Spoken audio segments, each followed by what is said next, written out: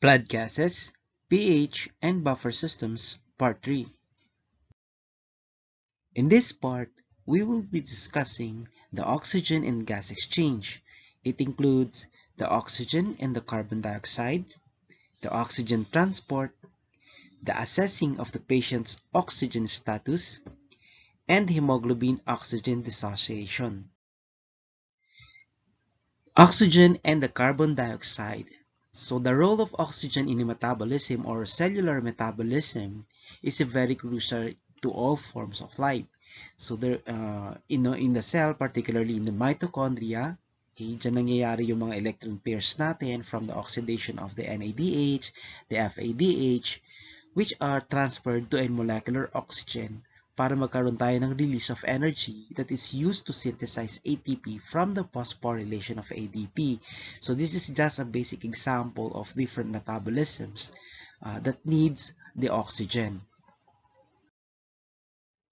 Now, in order for us to ensure that all cells in our body or tissues in our body are properly oxygenated, we must ensure that there are an available atmospheric oxygen, adequate ventilation, gas exchange between the lungs and the arteries, loading of oxygen onto hemoglobin, adequate hemoglobin, adequate cardiac output, and release of oxygen to the tissues. Now take note that the oxygen is not feasible with the current technology. So evaluation of the patient's oxygen status is possible using the PO2 measured along with the pH and the PCO2 in the blood gas analysis. Although in our current technologies, meron na tayong mga tinatawag na computer applications, okay, na we can measure the oxygen status but not directly the oxygen itself, but they are basically measuring only the sum of the oxygen components. So for the partial pressure of oxygen dissolved in the plasma, or also known as the PO2, it accounts for a little of the body's oxygen stores. A healthy adult breathing room air will have a PO2 of 90 to 95 mm per mercury. Again, the PO2 or the partial pressure of oxygen reflects the amount of oxygen gas dissolved in the blood. It primarily measures the effectiveness of the lungs in pulling oxygen into the bloodstream from the atmosphere. Elevated PO2 levels are associated with increased oxygen levels in the inhaled air. Now, these are the different factors that can influence the amount of oxygen that moves through the alveoli into the blood and then into the tissues. We have the destruction of the alveoli, pulmonary edema. So usually dito nababawasan yung level ng oxygen na supposed to be maisusupply natin sa mga tissues. Airway blockage, inadequate blood supply, and diffusion of the carbon dioxide and oxygen. For oxygen transport, most of the oxygen in arterial blood is transported to the tissues by the hemoglobin. So each adult hemoglobin A1 molecule can combine reversibly with up to 4 molecules of oxygen. So this is called your oxyhemoglobin. For deoxyhemoglobin, it is a hemoglobin in a reduced form or reduced form of hemoglobin. It is a hemoglobin not bound to oxygen but capable of forming a bond when oxygen is available. Another type is called your carboxyhemoglobin. Now, the carboxyhemoglobin is a hemoglobin bound to carbon dioxide.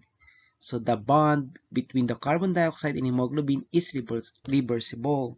But again, it has a 200 times affinity or is strong as a bond between the oxygen and hemoglobin.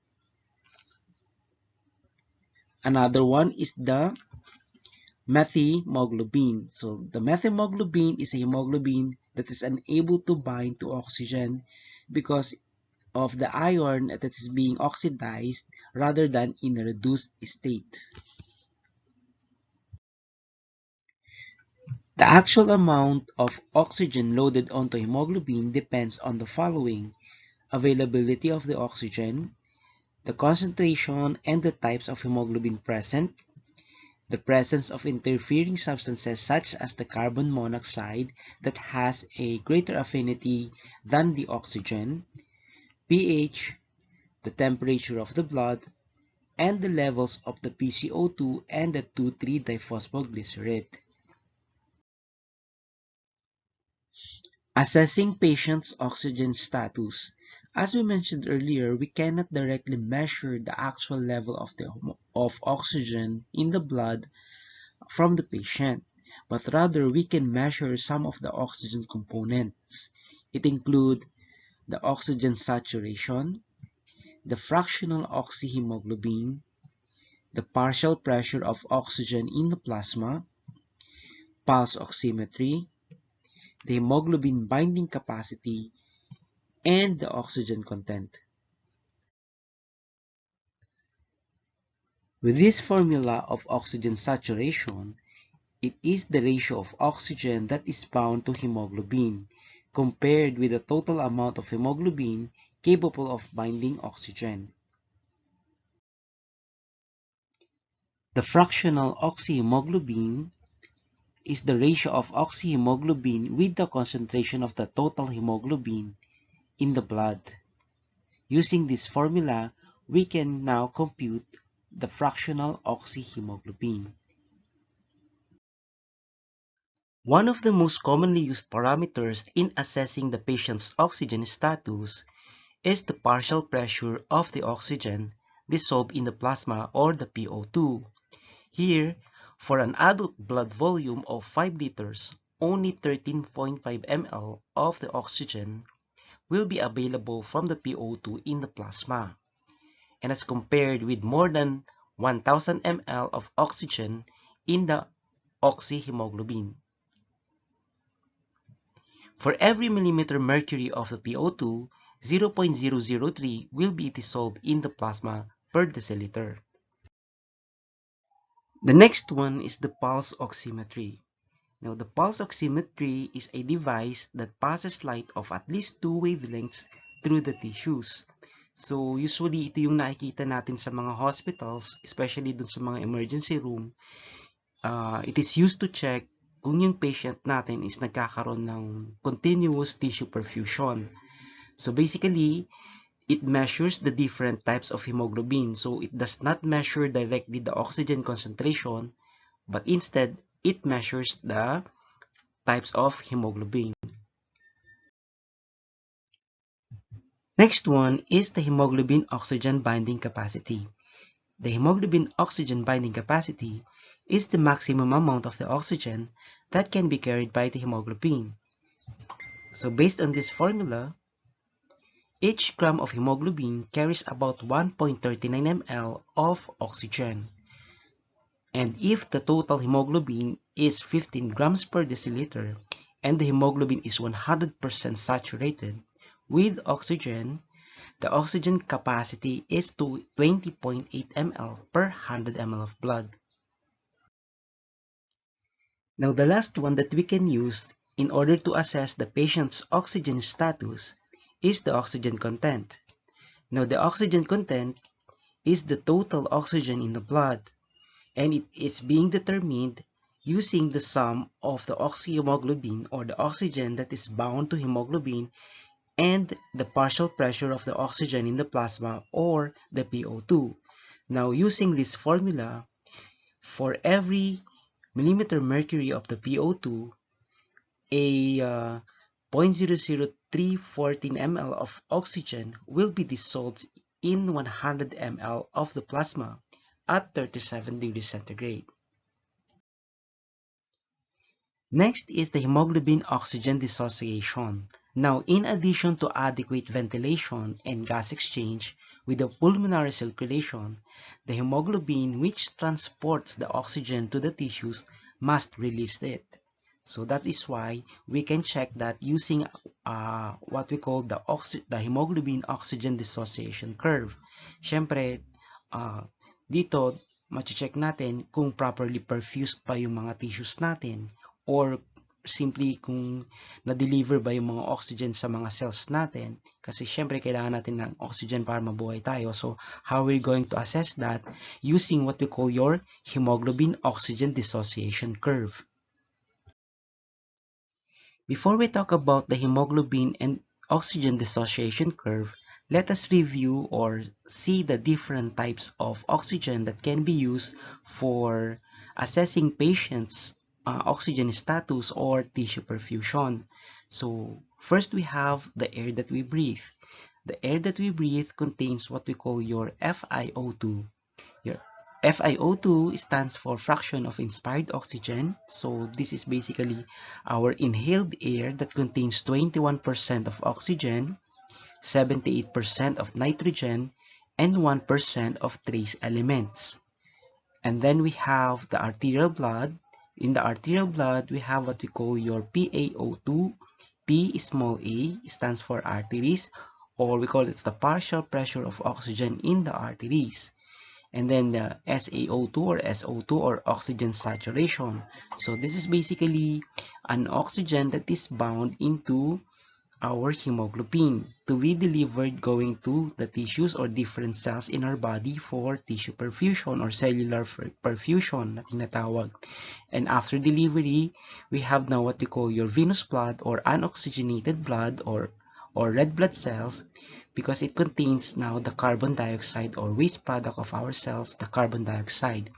Now in the lungs, in exchange of carbon dioxide, we have what we call your PaO2 or the partial pressure of an oxygen in the alveoli. So P, big A stands for alveoli. And then after that, you breathe out. Okay, now let us now to describe the hemoglobin oxygen dissociation curve. So basically, we can use this chart in order to assess the oxygen status of our patients. So we can identify if the tissues or cells in our body are continuously perfused or oxygenated. So by looking at this chart, at the y-axis, you have the oxygen hemoglobin saturation. So meaning, in the oxygen saturation, we have the normal range of about 94 to 99%. And at the x-axis, you have the PO2 or the partial pressure of the oxygen, okay, that has a normal value of 90 to 95 millimeter mercury for a normal adult. And as you can see, in the middle of our of the chart, we have the blue line with a sigmoid shape curve na tinatawag. So sigmoid shape, we call it a sigmoid shape curve or sigmoid shape oxygen dissociation curve because of the result of what we call your cooperative binding of the oxygen to the hemoglobin. So in this case, pag ganito yung shape ng ating dissociation curve, ibig sabihin nakakuha ng sapat na oxygen yung ating hemoglobin dun sa ating lungs and na-deliver niya dun sa ating tissues. So, yan. And at the upper part of our line, it represents, of course, the lungs. And dun sa lower part, it represents the tissues or cells. So, in this process, at the lungs, the oxygenated blood leave the alveoli and bind into the hemoglobin. And as a result, okay, there would be a binding of oxygen to the hemoglobin. So therefore, tataas yung ating SO2 kasi masasaturate yung ating hemoglobin ng oxygen. And of course, magkakaroon tayo ng partial pressure of oxygen dun sa ating arteries and in the alveoli. Okay, and then dun sa lower part, okay, you will have a tissue. So at the tissues, the oxygen leaves the blood and enters the cells, and therefore it decreases the level of the SO2 and the PO2. So dineliver na kasi ni hemoglobin, binigay na ni hemoglobin, so ibig sabihin nag-dissociate na or nag-unload na yung hemoglobin natin ng oxygen going to the tissue. That is why mababa na yung value ng ating SO2 at saka PO2. Now let us observe the different changes in the oxygen transport using our hemoglobin oxygen dissociation curve. The first one is called your shifting the curve to the right. In here, there would be a decrease in oxygen saturation, means less oxygen on the hemoglobin. So we have less affinity of the oxygen into our hemoglobin. So what will happen if you have less affinity of oxygen to your hemoglobin? Of course, it would be delivered or dissociated from your hemoglobin, and it will be released into your tissues. So the oxygen will be released to the tissues, causing now the oxygen saturation to decrease. The next one is called your shifting the curve to the left. So here, we will have an increased oxygen saturation, means that you have an increased affinity of oxygen into our hemoglobin. So there is more oxygen on the hemoglobin. And it causes now a decreased release of oxygen going to our tissues. So what causes now the changes into our hemoglobin oxygen dissociation curve? So in here, we have what we call your shifters. For the shift to the right, we have the decrease in pH, increase in the TPG or the 2,3-diphosphoglycerate, increase in temperature, and increase in the PCO2. So if you still can remember, in the shift to the right, we have a decrease in the oxygen saturation. So meaning if you have a decreased oxygen saturation, so kumbaga, gini-give up ni hemoglobin si oxygen. So in this case, in exchange of gases, we have an increased affinity of the carbon dioxide, making our blood acidic. So that's why we have a decrease in pH and increase in PCO2. For the shift to the left, we have a decrease in the DPG, decrease in the temperature, decrease in the PCO2, and increase in pH. So in this case naman, nagkaroon tayo ng increase in oxygen saturation. So we have an increased affinity of oxygen dun sa ating hemoglobin. So that is why natanggal o nagkaroon ng gas exchange, nawala si PCO2, and then pinalitan ni oxygen. So that's why bumaba yung ating PCO2 at tumaas yung pH natin, making it our blood alkaline. The last one is the measurement of our blood gases.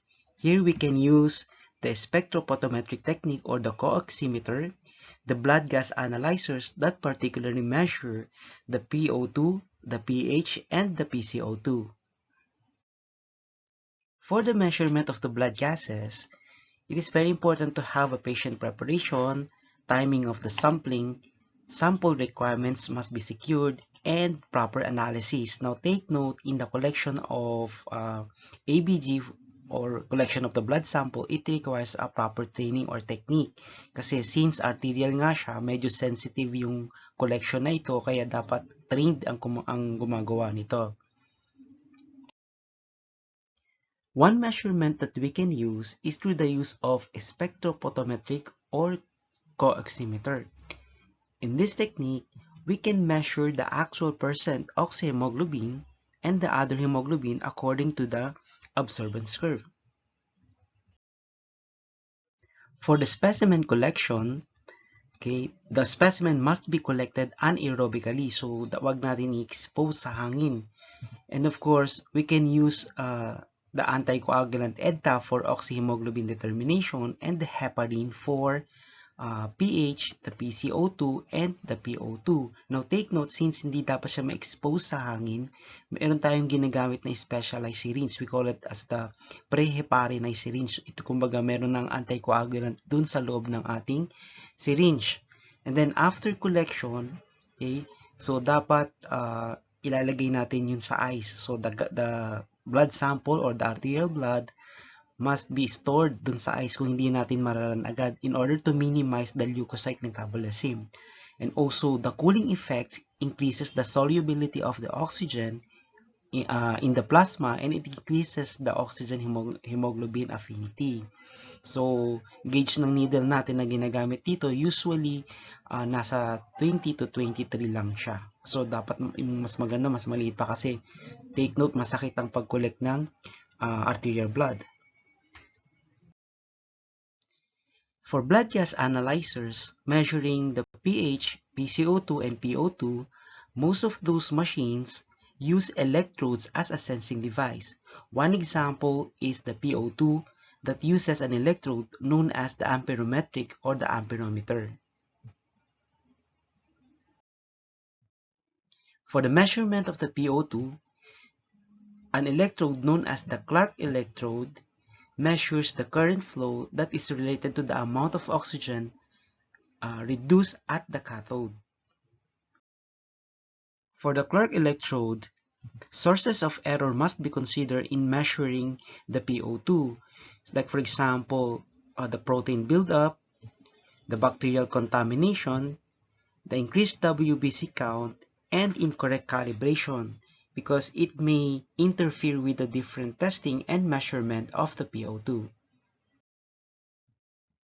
The measurement of the PO2 using the transcutaneous electrode.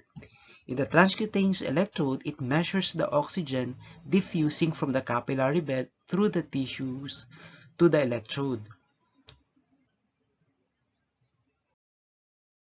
For the transcutaneous electrode, it is specifically used for neonates and infants, and also it can be used to dun sa mga tinatawag natin na mga patients na difficult to extract o yung mga patients na nasa ICU. But again, it is affected by the skin thickness o yung may mga makakapalang balat kasi nga diffusion ng oxygen yung tinitignan natin dito, and also yung mga patients na hindi masyadong na-oxygenize yung kanilang katawan or medyo mababa yung kanilang tissue perfusion na tinatawag. In measuring the pH and the PCO2 that uses electrodes as a sensing device, it is based on potentiometric method or the voltmeter. For the measurement of the pH, it uses a pH electrode that measures the hydrogen activity potential. The reference electrode for this pH electrode is known as the silver silver chloride and the calomel. For the PCO2 electrode or PCO2 analysis, it uses an electrode known as the Severing-House electrode. It is specifically used an pH electrode with a carbon dioxide permeable membrane. And the last method that we can utilize in order to measure the different blood gases is through the use of sensors. As an example, we have the electrochemical sensors. Under electrochemical sensors, we have the microelectrode sensors. It contains a miniaturized macroelectrode. And also we have the thick and thin film technology that contains a sensors placed in a small card. Another type of sensors is the optical sensors. In here, we have the fluorescent dyes to react with the blood gas. Thank you and God bless.